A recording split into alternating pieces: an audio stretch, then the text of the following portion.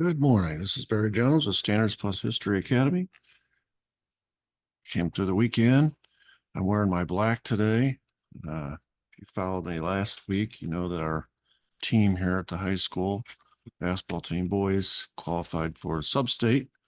So we wore red last week, and today we're wearing black. Tonight they play in the sub-state game. They win tonight, they go to state. So it'll be like the first time in, I don't know, maybe school history. I'm not that up on school history. I've not been here that long, but be a big deal.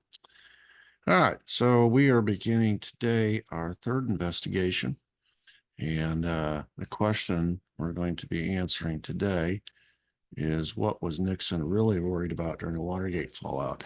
It's interesting.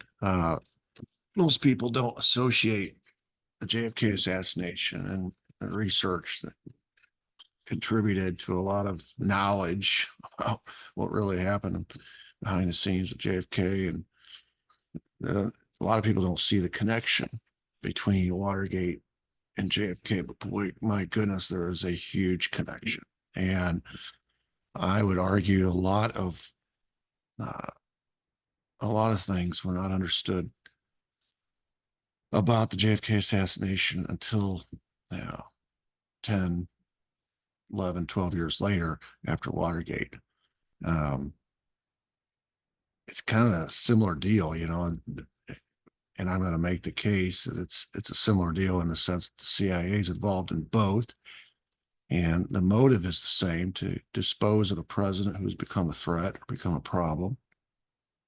Which means I'm going to give you the Watergate narrative, which everybody knows pretty much, but then I'm going to go behind the narrative and tell you the real story, and then you'll start to see the connective tissue between Watergate and JFK. Of course, it's not just what, but it's the people involved are very, very much connected as well. So um, the irony of Watergate is that in the effort to get Nixon, you had to use or allow to be used certain evidence, in this case, tapes, White House tapes that came straight from the Oval Office, in Nixon's own words, which began to raise suspicions that there was more to this than just Watergate, and that it led straight back to the JFK assassination. So if you're the powers that be and you're trying to use these tapes to get rid of Nixon, you have to contain it so that all it does is get Nixon. It doesn't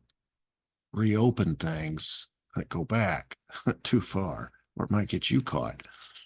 Um, and of course, it arouses the curiosity of the people, but more so, it arouses the curiosity of certain congressmen and senators who are privy to some of these conversations first.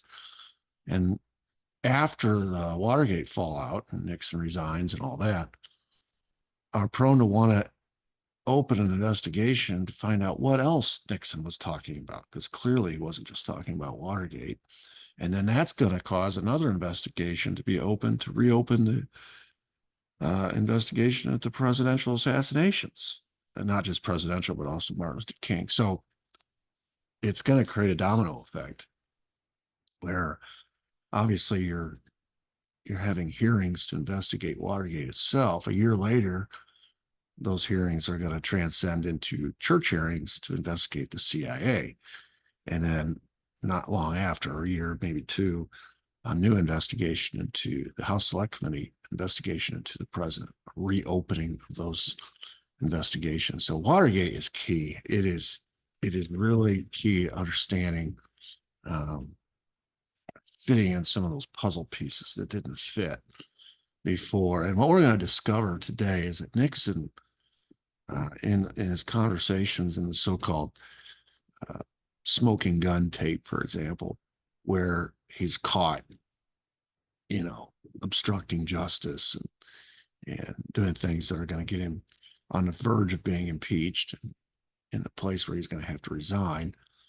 Um, there's going to be a lot of other things that are said on that tape. There's going to be some gaps in those tapes if people are curious about those gaps, some key words and key phrases. And it's going to betray a fear in Nixon, not of Watergate, but of something deeper, more sinister, something that goes back, reaches back. And he's obsessed with it. He's absolutely obsessed with it. And his inclusion of certain institutions such as the CIA and the FBI uh, points the finger at them as well. So, very interesting topic. In fact, this is how I got into JFK. I didn't start off researching JFK. When I was in college, I took a college class on the Watergate scandal, and I could not get an answer from my professor. A simple question: why? Why would Nixon do this? He's on a glide path to reelection, 72. The government is self-destructing. Why would he bug the Democrat National Committee headquarters? It's stupid. You're sabotaging your own chance of success if you get caught. And, we speculated as to why. A lot of it went to Nixon's ego and Nixon's paranoia and Nixon, you know, his fear of losing after having it stolen from him in 60. And I mean, stuff that is readily apparent, but it never satisfied me. And then when I started teaching it in government class, when I started my teaching career in 1997, so about 25, 26 years ago, my seniors in high school even asked that same question, and I didn't have an answer for it either. And so I began researching Watergate. And as I got deeper into Watergate, it kept leading me back to 1963 and 62 and 61 and 60 and 59. And I was like amazed. I was never going to unlock the key to Watergate until I went back and unlocked the key to JFK. And then they made it made sense, Watergate, but it not only made sense as far as Watergate was concerned, it also opened my eyes to what happened in 63 with JFK. So, boy, what a huge topic this is. And this was the gateway drug for me. I guess the gateway investigation for me, getting myself plugged into the rest of the JFK scene. Because like I said, I wasn't even interested in the JFK assassination. I didn't take a class in that in college. I didn't teach it. I was teaching government, so I taught Watergate. A couple pictures here. Top left, bug suspect got campaign funds. One of the biggest things you're going to see Nixon's afraid of is one of the burglars who gets arrested. Bernard Barker had a check in his pocket, and it led back to a bank in Mexico City, Banco Internacional. And of course, it led back to a bank account that he was extremely worried about. This bank account was owned and operated by an attorney in Mexico City named Manuel Aguirre. And so obviously this check is going to be of concern to the investigators. They want to know how come this Watergate burglar has this big check in his pocket, and what does it have to do with this bank account in Mexico City? So you're going to see Nixon very paranoid about that check. Bottom left, there's a conversation here taking place during one of the hearings where they're talking about the money that was found on these burglars and how much. And one of the arresting officers says, yes, there was $3,555.38, if I read that right. 4 packs of brand new $100 bills, 8 in a pack, so it would be 3,200 $100 bills, all in the same sequence. That's like impossible to get fresh paper bills, brand new, and their serial numbers be sequenced. The only way that happens is somebody just grabbed a stack in the Department of Treasury of brand new bills that just hot off the press and divvied them out to the burglars. So that speaks to a connection high up somewhere, right? You got this burglar who has this bank account, this check, and it's for a large amount in his pocket to a bank account in Mexico City. You've got the burglars with all these $100 bills and sequence serial numbers. And then one of them, same guy, Bernard Barker, had a address book in his pocket. When they opened the address book, they went through it. They found an entry there to HH at the WH. I've circled it there. It's the middle picture on the right column. HH is Howard Hunt, who was a confirmed employee at the White House. He was a $100 a day consultant at that time. And WH area code 202, that's the White House. So these burglars not only have cash that in sequence number, fresh paper, which points to being connected to somebody high up. They have an address book with a phone number to somebody right inside the White House, Howard Hunt, pictured there above, sometimes referred to as E. Howard Hunt, but everybody called him Howard. And that bottom picture really kind of says it all because this is a famous meeting after Castro overthrew Batista. There is this effort. I don't know how committed the effort was on our part, but there was an effort to find out if Castro was going to be somebody we could work with. So Nixon, who was at the time vice president, meets with Castro and basically gives him the what for. Says, listen, if we will be prepared to recognize you and your government if you make a promise to us not to have any diplomatic relations with the Soviet Union and or China. We kind of just laid down the gauntlet there. And Castro rightly said, hey, I'm the leader of a sovereign nation. I don't take orders from you. I don't take orders from the United States. I'll do what I want. And from that point forward, Nixon and Eisenhower, to a degree, their policy becomes one of removal, trying to get rid of Castro. And Eisenhower kind of looked at the big picture and was, okay, we'll put in some sanctions and we'll a trade embargo. We won't trade with them, and that'll put financial pressure on Cuba. But we're going to talk about, and we're going to learn about episodes going forward about the CIA's covert capabilities and who was in charge of those covert capabilities. And of course, we're going to learn that it was Richard Nixon. And from a statutory standpoint, it was whoever the vice president was at that current time, and that was Richard Nixon. And so they're not going to be looking at creating financial pressure necessarily. They want to kill him.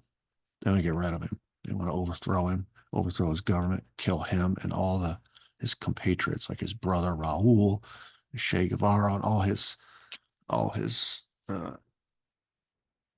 entourage. And that is going to be the essence of basically of Watergate and the JFK assassination. If you really want to boil it down, that's the connective tissue. Cuba, we were so paranoid about Castro and Cuba. Of course, Vietnam enters into the equation as well, but we're focusing on the Cuba thing for the purposes of JFK and what its connection is to Watergate and Nixon. So anyway, this is the third investigations. If you remember, we started this particular section of our study.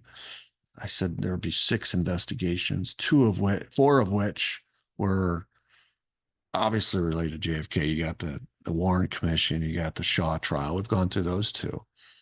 The third and the fourth would be the church committee hearings, which had a lot to put a lot of puzzle pieces together, and then later the House Select Committee.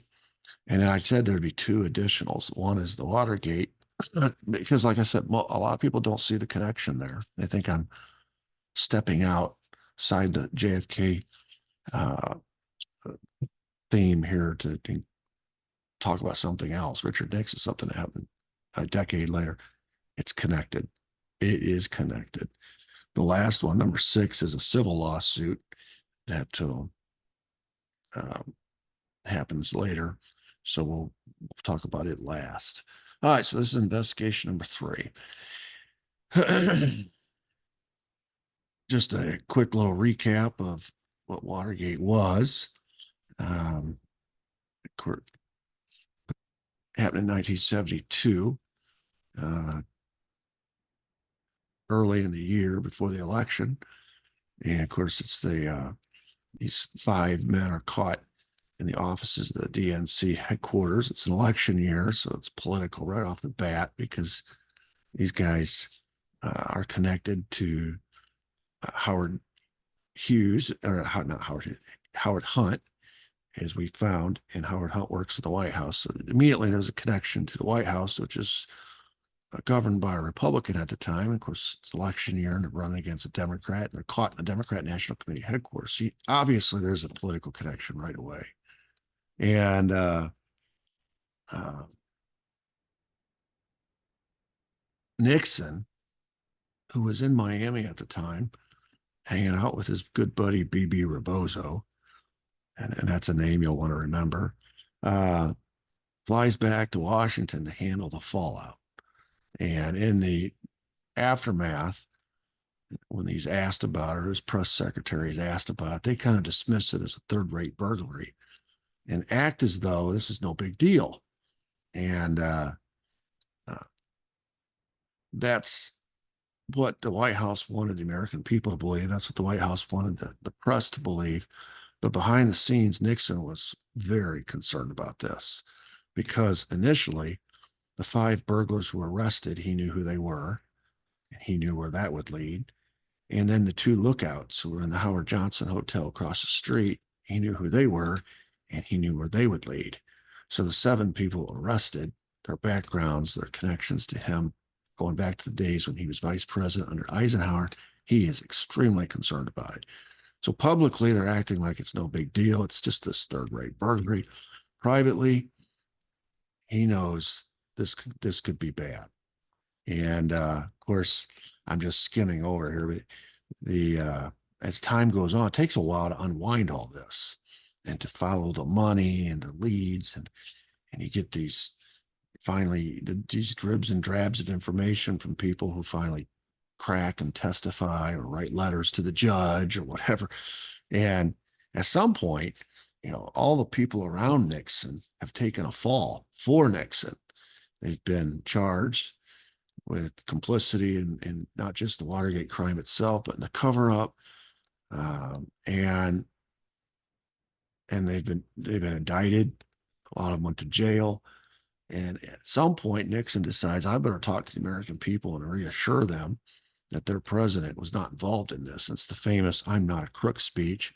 It's interesting. Every time we get to this topic with my students, we talk about this speech, "I am not a crook." And I just ask them simply, what's that usually mean when a political official tells the American people he's not a crook? And their first gut response to it is, it means he is a crook. It's when you have to deny it.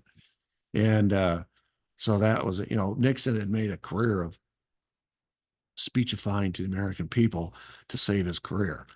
There had been other times he gotten in trouble earlier. The famous Checkers speech, when he used his little family's Cocker Spaniel as an emotional tug on the heartstrings kind of approach to get the American people to reassure the American people that he hadn't taken campaign money and used it for personal reasons and things of that nature. So he thought, if I give this speech, it's always worked in the past. This one backfired big time. And then the ultimate coup de grace to the Nixon presidency was when the Supreme Court ruled against him, and he had to turn over White House tapes, which he had ironically started, the whole taping system for a couple of reasons. Number one, to record for posterity's sake, so he could write a good book when the presidency was over, but also to keep people honest about what was actually said in private meetings in the White House. He got tired of people going out and telling the press one thing when they had met and said another. So he wanted that blackmail material to keep people honest. So anyway, the $1 million question is always, well, if he had these tapes and they were so incriminating, why didn't he just burn them? Why didn't he just get rid of them? And that's a very good question. And we'll talk about that as we go forward. So on June, once we get access to those tapes, we're able to go back and in real time listen, because all these tapes are dated. So we can go back on these pivotal days and listen to what the conversations were going on inside the White House. So it's like retroactive evidence.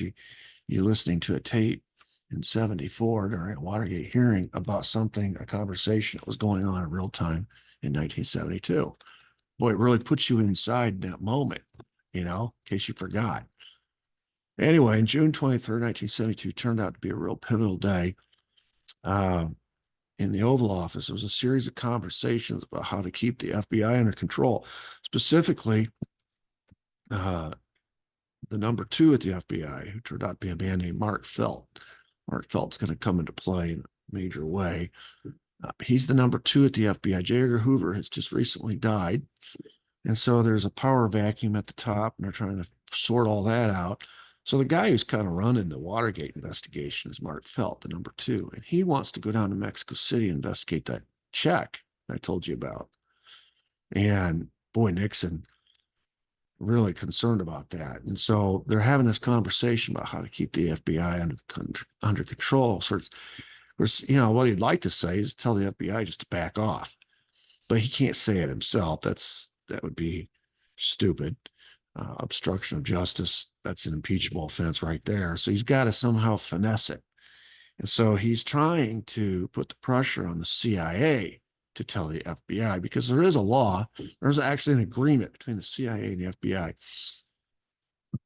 If at any point a current FBI investigation should encroach on a current CIA operation, there is an agreement that the CIA will let the FBI know, and the FBI will back off the case. And of course, Nixon is aware of this. Nixon, we're going to learn, is very aware of all the inner workings of the CIA, because it was like his own personal little Gestapo when he was vice president. And so he knows this. And so he's trying to finesse a way to get the CIA to convince the FBI that somehow Watergate is a domestic operation that the CIA is involved in.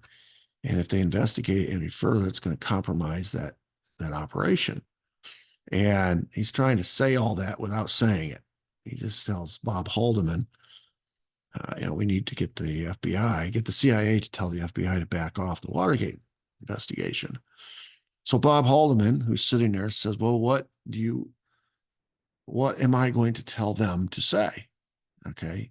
So the inference is that he's going to send Bob Haldeman to communicate this to the CIA, to communicate it to the FBI. So Nixon tells Haldeman on the tape, by the way, this picture here, just a quick explanation. These are the 5 burglars that were caught. 4 of them are Cuban. The 4 on the right are all Cuban. James McCord on the left is the bugging specialist. He was the only reason he was along. He was along for 2 purposes. One that the president knew about, the other the president didn't know about. James McCord is CIA, and he's a bugging specialist, and he's with the plumbers on this break-in to fix a malfunctioning bug. He's also there to report back to the CIA everything the plumbers are doing. He's a mole, is what he is. And then you have Virgilio Gonzalez. Frank Sturgis is a name you should recognize. He's been mentioned already many times, going back to the assassination of JFK in '63. He's a confessed CIA assassin. He was in Dallas on the day JFK was shot. Here he is in Watergate. So this guy's got his hands in a lot of things. Eugenio Martinez and Bernard Baker. It's actually Bernard Barker. They misspelled his name. Bernard Barker on the far right is the poor schmuck that had the check in his pocket. He also had the White House address book in his pocket. And they're going to find a room key in his other pocket to the Howard Johnson Hotel across the street, which is where they bust Howard Hunt and G. Gordon Liddy, the lookouts. And so, Bernard Barker, boy, you say, well, what a cluster. Why would these guys all are former CIA or current CIA? Why would he be so stupid? Well, nothing, and we've covered this before, is coincidence. Nothing is by accident. This whole Watergate break-in was a cluster, and the evidence on them was intentional because it was a setup. This was intended to get Nixon, and the evidence led right back to him. So when you think about it, not those terms, you realize these Watergate burglars accomplished what they set out to do. And of course, they're the chess pieces. There's people above them that sent them to do this. So anyway, back to the conversation between Nixon and Haldeman. Nixon tells Haldeman, well, you tell them, the CIA, to tell the FBI, if you allow this investigation of this particular bank account in Mexico City to get pushed further south of the border, it could trespass on some very sensitive covert projects. projects, plural. And since you have these 5 men already under arrest, you ought to let it taper off at that. So, boy, this is interesting. Nixon is betraying a concern about not necessarily Watergate. He's saying, hey, you already have these 5 guys, charge them, throw the book at them, whatever. He's more worried about this bank account and something that happened further south of the border. So evidently there's this bank account in Mexico City, and then there's something further south of Mexico City that involves very sensitive covert projects that he's worried about. So, you know, if you're in the hearing room and you're listening to these tapes, you're listening to Nixon, you're thinking to yourself, okay, we got him already. We got him on obstruction of justice for sure. What's this other stuff? Well, and Nixon, he's in the privacy, he thinks. Uh, Ironically, he's recording himself, which is going to be used against him. But anyway, he just goes on and he says, and he's explaining to his aides, mainly Haldeman, he says, this Hunt guy is the key. This picture here you see I've circled in red, that's Hunt. Liddy, the other guy was in the lookout with him, and Howard Johnson is on the left. He's former FBI. Hunt, as far as the White House knew, was former CIA. They said he was retired. That was in name only. He was still CIA. He was part of the rat fucking operation the CIA had going on in the White House. They had infiltrated the White House with their people. One of them was Hunt. And then on the right, that's McCord. That's the guy the other CIA guy who has infiltrated the plumbers, the actual burglary team. He's reporting back to the CIA. And of course, he's the bugging specialist. And when there's enough evidence to start at least looking into the CIA connection, it's McCord, conveniently, who's going to write a letter to the judge that steers everything back in the direction of the White House. That was all intentional. All intentional. Anyway, Nixon has explained to Haldeman, he said, this Hunt guy is the key. He's the lever. He will uncover a lot of things. Tell them, the CIA, to tell the FBI, if they open that scab, there's a hell of a lot of things that will come out. Tell them that we feel it will be very detrimental to all of us if this thing goes any further. All right, so here's another concern. We've already learned he's got a concern about the bank account and these very sensitive covert projects that are further south of the border, further south of Mexico City. So he's very concerned about that, but he's also concerned about Hunt. Any examination of Watergate is going to involve an investigation to Hunt. And boy, he says, you'll uncover a lot. You open that scab, there's a hell of a lot of things that will come out. And it wouldn't be good for anybody. And so it's pretty clear, if you're an investigator, just using Nixon's own words, the path that you will take to try to get to the bottom of this. You're going to look into that check. You're going to look into that bank account in Mexico City. You're going to look into covert projects that were taking place further south in Mexico during the time Nixon was vice president, possibly. And you're surely going to be looking at E. Howard Hunt. And of course, he, on the smoking gun tape, says, quote, if this gets out, he's still talking to his advisors. This is all happening in the Oval Office. If this gets out, it would make the CIA look bad, and it's likely to blow the whole Bay of Pigs thing, which I think would be very bad for both the CIA and the country.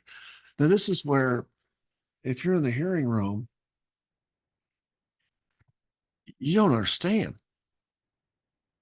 What in the world is Nixon worried about Bay of Pigs? Bay of Pigs happened in 61. Bay of Pigs happened 11, 12 years before Watergate, and it wasn't even on his watch. Nixon was out of government at that point. He'd lost the 60 election. Kennedy was only in his third month, in his first term, his only term, and Bay of Pigs happens, and we know what a disaster that was. And here's Nixon saying, I'm worried that if this gets out, it's going to blow the whole Bay of Pigs thing. Well, the whole Bay of Pigs thing has already been blown, at least as far as the public is concerned. There wasn't anything about the Bay of Pigs that you could point to and say it was a success. The whole thing was a cluster. It was a mess. It was a disaster. It embarrassed Kennedy, it embarrassed the United States. If it achieved anything, it made Castro stronger. It pushed him into the arms of the Soviets. I mean, in every way, shape, and form, it was a disaster. How can it get any worse? And so that's what they don't understand is why is Nixon, this is Watergate. He should be talking about Watergate. He's talking about the Bay of Pigs. And, here he is talking to Haldeman, and Haldeman doesn't get it. What do Nixon's talking in code again. Haldeman says to Nixon on the tape, he says, will they know what that means? And Nixon, oh, yeah, they'll know what that means. They'll know. And so he doesn't actually tell Haldeman. He just says, all you got to do is say this, and you don't even have to know what you're saying because the CIA is not going to know exactly what I'm saying or what you're saying. So fast forward now back to 74 when they're having these hearings, or actually 73. You can see there on that C-SPAN timestamp that was August of 73. And Sam Ervin, who is the chair of the Senate Watergate Committee, and they're listening to these tapes, and they've got Haldeman there in the witness chair. And Ervin is going over this conversation that we just went over. And he looks at Haldeman and goes, well, what did that mean? You were there. And Haldeman lays a gigantic matzo ball at the feet of the Senate Watergate Committee. And this is televised. This is the whole country's watching this. He says, quote, he was talking about the assassination of President Kennedy. He elaborates further later. He says, whenever Nixon talked about the Bay of Pigs, what he was talking about was the JFK assassination. That was his code. Nixon had all these peculiar ways of communicating things. He's always talking in code. So that's what he's talking about. So if you're in and everything got quiet. You can just imagine the Senate Watergate Committee hearings. You got TV cameras snapping. You got Haldeman sitting there. You got all the chairmen. You got all the members of the committee, and they're all ruffling through paperwork. They got all their staffers behind them. The TV cameras, the whole nation's watching, and you got all these questions back and forth, this interaction going on. All of a sudden, he asks this one question. Haldeman gives him his answer, and everything stops. It's just like everybody starts to process what Haldeman just said. Oh my God. Nixon is saying that if there is an investigation of Watergate, it's going to lead back to the JFK assassination. What's the connection that he's so worried about? He's not said one thing about Watergate. That's not concerning enough to be having these meetings in the Oval. He's worried about the Bay of Pigs, which is JFK. He's worried about Hunt.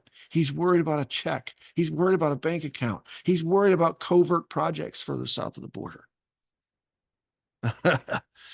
I mean, you talk about a moment in history where the Senate Watergate Committee, right now their objective is to find out what happened in Watergate and solve that crime. That opening right there gave them a chance to solve two crimes, to go back and find out what really happened in 63. But they didn't. They didn't want any part of that. They left it. You go from that question that Sam Ervin asks and that answer that Bob Haldeman gives. And after the pause, the next member begins asking questions and completely redirects away from that topic and goes on to something Watergate related. They just let it lie. The ramifications were too big. We got too much on our plate with Watergate. I don't know where that leads. That is a box, Pandora's box I don't want to open. And so they didn't. And so August 9th, 1974, when Nixon resigns, was less about Nixon being caught and having to resign and consequences for criminal actions about water. It's more a cover-up of something that trails back to the crime of the century, which is JFK assassination. And you say, what? Believe me, I'm gonna lay it out for you. That's where we're going in the next few episodes. We're going to be talking about this, and you're going to see why his resignation had to happen. for himself personally, but also for all the powers that be in Washington. This had to be finessed. There cannot be a trial of Richard Nixon, whether an impeachment trial in the Senate or a criminal trial as a private citizen. There cannot be a trial. It would go places nobody wants it to go. And when I say nobody, I'm not just talking about Nixon. Nixon knows where all the bodies are buried. There's a lot of people in Washington whose fate is tied to Nixon's fate. They need him to resign and go away quietly. Kind of like in 63, they couldn't afford a trial, so they killed Lee Harvey Oswald. They cannot afford a trial. Well, just the same, in 74, when Nixon resigns, it's because they cannot afford a trial. Of course, it's presented to Nixon in such a way. Listen, the Republicans have come over to the Democrat Party side. They're going to vote to impeach you. If you get impeached, that means a trial. That means, and you're probably going to lose the trial, which means you're going to be thrown out of office, which means you lose your pension, which means now you're open to criminal prosecution. And so you lose your pension. Nixon was not a wealthy man. And so it's presented to the public in such a way that Nixon resigned to save himself and save his pension. That all helped. Nixon knows just as well as these other power brokers know he can't afford a trial where that would lead. He knows where it's going to lead. And as bad as a resignation is, it surely is preferable to an impeachment trial, or even worse, a criminal trial, which would open up his, and to the American people, all the skeletons in his closet, but also all the skeletons in the closet of a lot of very powerful people and institutions. So it was an act of self-preservation, but it was an act of uh, preservation for a lot of other very powerful people as well. And then, of course, September 8th, 1974, exactly 30 days later, Ford pardons Nixon, so that there's no criminal trial. It's not a coincidence that it was Ford. Ford was one of the Warren Commission members. He was one of those vocal supporters and defenders of the Warren Commission in the years subsequent. He was also the guy who moved the location of the bullet in the back of JFK's, basically his shoulder blades, moved it up 6 inches to the back of his neck to make the magic bullet theory work, the single bullet theory work. Ford has a vested interest in protecting the Warren report because he was part of it. And he can't afford a criminal trial of Nixon either, because a criminal trial of Nixon is going to lead right back to the JFK assassination. It's going to expose the Warren Commission and the Warren report. And so Ford has as much skin in the game as Nixon does in this. He has to pardon Nixon to protect something that he's been covering up since 63. So Ford is he's like the getaway car for the two largest scandals, i.e. crimes in the history of our politics. That's the JFK assassination in 63 and the Watergate scandal in 72 to 74. So going back to our question, beginning of this session or this episode, what was Nixon really worried about? It wasn't Watergate and everything we just talked about. He didn't mention Watergate. It's this Mexico City bank account. It's these very sensitive covert projects. It's what's going on further south of the border. Mexico City is where the bank is and the bank account, but there's something further south that he's even more worried about. And Hunt, it's Hunt. He's extremely worried about Hunt. He's the lever. He's the key. And of course, his communication, this wink, wink, nod, nod communication with the CIA, they'll know what that means, he says to Haldeman. Indicates that the CIA and Nixon were in cahoots on something. And he's reminding them of the fallout, what would happen to both of them if this proceeds any further. So you need to protect me, but protect yourself by going to the FBI and telling them back off this. Use that agreement that you and the FBI have to tell them they are encroaching. The FBI is encroaching on a CIA op, and they'll drop it, have them drop it for that reason. And then the biggest question is this Bay of Pigs thing. What is he, he's concerned about all of this leading back to the Bay of Pigs. And so there's a lot there for people who say, Watergate was a crime, a political crime. It got a bunch of Nixon cronies and got Nixon. And boy, there's more. There's so much more. I think about Woodward and Bernstein and those, if they had truly followed the money, like Deep Throat told it to, they started and they thought this was a political crime that involved Nixon and create the committee to reelect the president, the plumbers, and then they just sort of stopped once they got what they came for, which was the scalp of Nixon. They stopped. But imagine if they had continued and continued to dig. They didn't. And so the cover-up sort of worked. And it took years longer, but it didn't work it did work in one sense, in the sense that once Watergate was off the plate, American people washed their hands of it. They thought, okay, that's that. And they, in their minds, always, there was a wall of separation between the JFK assassination and Watergate. So in that sense, the cover-up worked. But in another sense, it didn't, because it's going to lead to the church hearings, which is going to basically open the books on the CIA. And then it's going to lead to the House Select Committee, which is going to completely change the government's conclusion about the JFK assassination. And it's this drip, drip, drip, drip, drip, all this new knowledge that keeps coming out, this new evidence that keeps coming out. Watergate was part of that, a big part of that, a big part of that. I wanted to conclude with this today. This is Harry Truman. This is a month after the assassination of JFK. He wrote an op-ed to the Washington Post.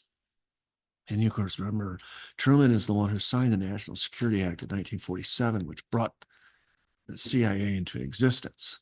And there was the two parts of the CIA. There was the part that everybody knew about publicly. CIA's purpose and mandate was to collect intelligence and give reports to the president. And then there was the classified part, the 5412 Committee, which handled all the covert ops and was under the direction of the current vice president. That's what he's talking about when he warns about the CIA going rogue. And he says, quote, "For some time, I have been disturbed by the way the CIA has been diverted from its original assignment, which was collecting intelligence and reporting it to the president. It has instead become an operational, covert, or black ops arm of the government. This has led to trouble and may have compounded our difficulties in several explosive areas." It's not a coincidence, again, that Truman wrote this a month after the assassination. He pointed the finger directly at the CIA. Dulles was so worried about this and the impact it would have on public perception of the CIA. He made a special trip out to Missouri to meet with Truman and try to get Truman to change his story. Because he's a former president, his words carry weight and have meaning. And Truman refused. And Dulles goes back and lies about what Truman said and agreed to. But Truman refused to retract anything. He said that what I signed into existence in 1947 is not what the CIA is doing now. They've gone rogue. This was a month after the assassination.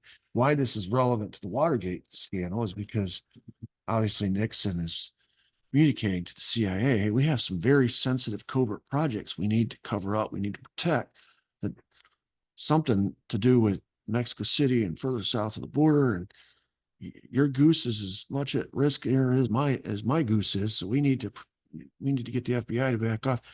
And so in context with what Truman is warning about a month after the assassination of JFK 10 years earlier, you start to see, oh, okay, here's a former president who signed the CIA into existence. We have more cause to want to support the CIA. It was his baby. He signed it into law than anybody. And he has buyer's remorse because he sees what all these covert ops, what they've turned into. And now you have a current president who's telling the FBI to back off an investigation, political scandal, because of these covert ops. So you put all that together and you start to wonder what is going on that the government needs to know about? What is going on that the people need to know about? What is this Watergate ball of wax that if you or onion, that if you peel that onion, you get to the bottom? What's really at the core here? What's going on? Because it's not just about these 5 plumbers and the 2 lookouts and planting bugs and all that kind of stuff. It's not about dirty tricks trying to win an election. There's much more here that Nixon is concerned about. The dirty tricks you can survive. That's not illegal. The burglary you can survive. You can hang the 5 burglars on it. Nixon said so himself. You got the 5 burglars, take your scalp and run with it. It's something deeper. It's something deeper that he's very, very concerned about. So that's where we're headed with this. It's an extremely interesting topic, and we're going to learn about it straight from from the inside. That's what's really cool about the Watergate investigation is we get the tapes, which reveal the conversations that were going on by the perps, the so-called perps. We also, because of what we already know from JFK and what we've learned from, what we'll learn subsequent with the church hearings and things of that nature, we're going to find out from in-house documents. The church hearings, James Schlesinger, the head of the CIA, turns over what they call the golden or the jewels, the family jewels, which is the in-house documents. The CIA's been, their own documents telling the story, what they've been doing. So we're going to hear straight from the perp's mouth, the CIA, what they've been up to, the president, what he's protecting. And then there's a couple lawyers that are going to shed a lot of light on this story. Lawyers that represent burglars, that also represent other clients, important clients, that when you start, now that once their clients die and they can tell the story, boy, you start putting all these pieces together, and my God, what a picture it paints. What a picture it paints. So I'm trying to whet your appetite a little bit, let you know what's coming. But just to reaffirm the importance of Watergate, a lot of people dismiss Watergate when they're talking about the JFK assassination, and it's a mistake. It's a mistake. They're connected. They are connected in a lot of ways. So we'll get to that as we go forward. This is episode 47? I think 47 or 48. Maybe it's 48. I think it's 48. Well, we're just breezing right along. By the way, we're not even halfway through the material, just so you know. But we're approaching halfway, but we're not there yet. So if you like my channel, subscribe. It's free. Hit the notification bell, hit the thumbs up. Check out my website, sphistory.com or barryLjones.com. And we'll see you on the flip side. Until then, everybody have a great day. Thank you.